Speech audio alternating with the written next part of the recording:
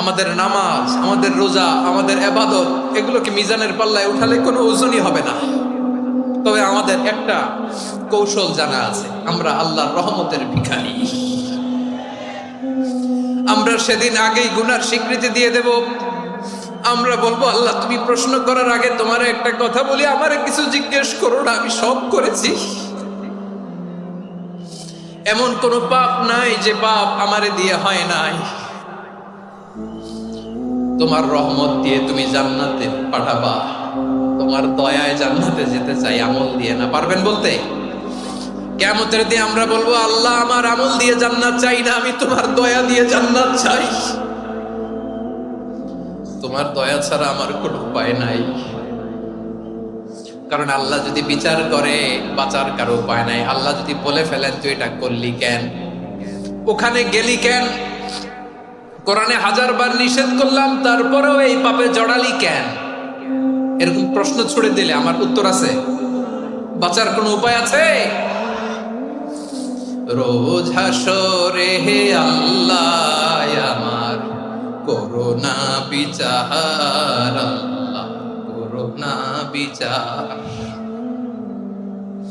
বিচার চাহি না তব দয়া চাই, এ গুনাহগার করোনা বিচার। আপনার আমল দিয়ে জান্নাতে যাবেন? কি দিয়ে যাবেন?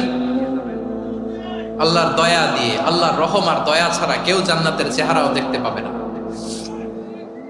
আমার প্রিয় ভাইরা, এই দোয়া আল্লাহর কাছে পছন্দনীয় হওয়ার কারণ 3টা। দোয়ার প্রথম অংশে আছে তাওহীদ, আল্লাহর একত্ববাদের ঘোষণা। এই দোয়ার দ্বিতীয় অংশ আছে তাসবিহ, আল্লাহর প্রশংসা সূচক বাণী। এই দোয়ার 3 নাম্বার অংশ পাপের স্বীকৃতি।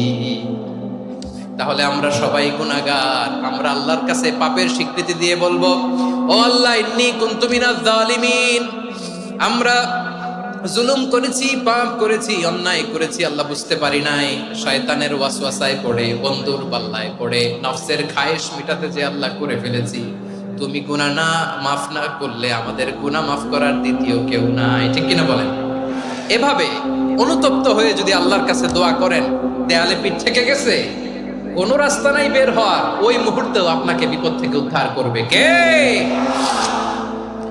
বিশ্বনবী চরম বিপদে পড়লে 2টা দোয়া পড়তেন। প্রথম হলো এটা, লা ইলাহা ইল্লা আনতা সুবহানাকা ইন্নী কুনতু মিনাল জালিমিন। এই দোয়াটা আমরা বেশি বেশি পড়ব প্রিয় ভাইরা। রাজি আছেন?